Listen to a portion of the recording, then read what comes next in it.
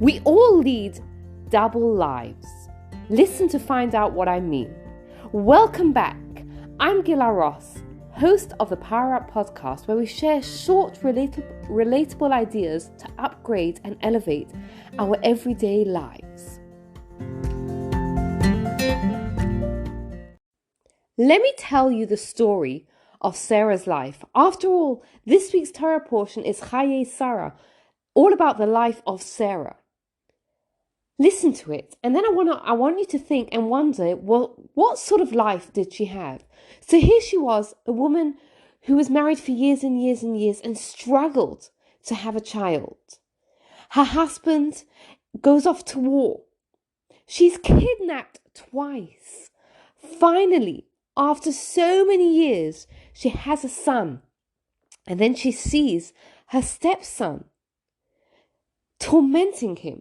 And finally, when things start smooth over, she hears that her husband is going to sacrifice that son. How would you describe her life?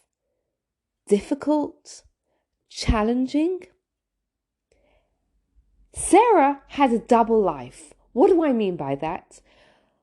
At the end of her life, the Torah says that she lived 127 years. But it says it's strange. It says that she was 100 years and 20 years and 7 years old. That's how it describes her age. Why? Because it's pointing out something very, very interesting about it. And Rashi's one of the commentators, he says that Sara believed all her years were equally good. Hold on a minute. What are you talking about? What do you mean? Oh, you mean the year that she finally gave birth to her son was as equally good as the year that she was kidnapped? What on earth is going on here? What does it mean? She had a double life. And we too can choose to have a double life, which is not necessarily a bad thing. What do I mean by that? Sara had the life that God gave her, the challenges, the infertility, the kidnapping, etc., etc. But then she also had the life that she chose to create for herself. And every single one of us, we have that capacity to live a double life.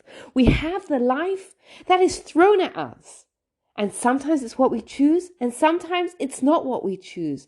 But despite that all, we still have the capacity to create a double life, a second life for ourselves. And that is the life that we choose for ourselves.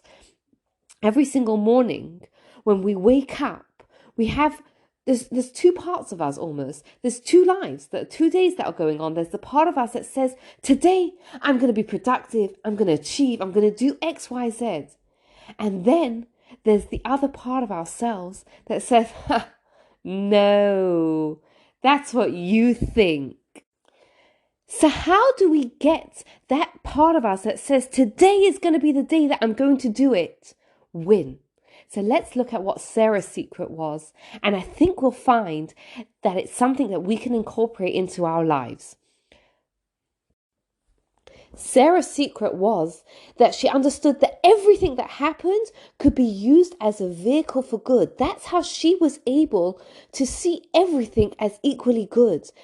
She understood that we have a soul and we're here in this world in order to do good and to come closer to God and to develop that soul.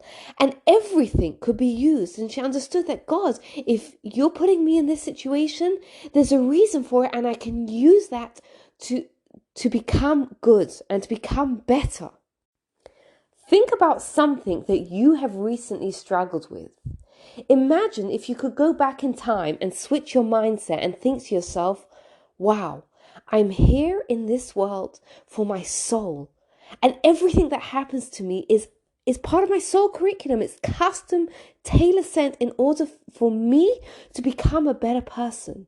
How would that switch how you would react in that situation? And that is the secret that Sara understood, that gave her the capacity to have that double life, the life that God gave her, but the life of goodness that she chose to live, and which enabled her to view her life as all equally good. And obviously, it's a tall order. But the more we can incorporate it in our lives, even in small things, the more we will upgrade how we react in situations, and the more we will tap into the happiness of knowing that we're fulfilling our purpose in this world.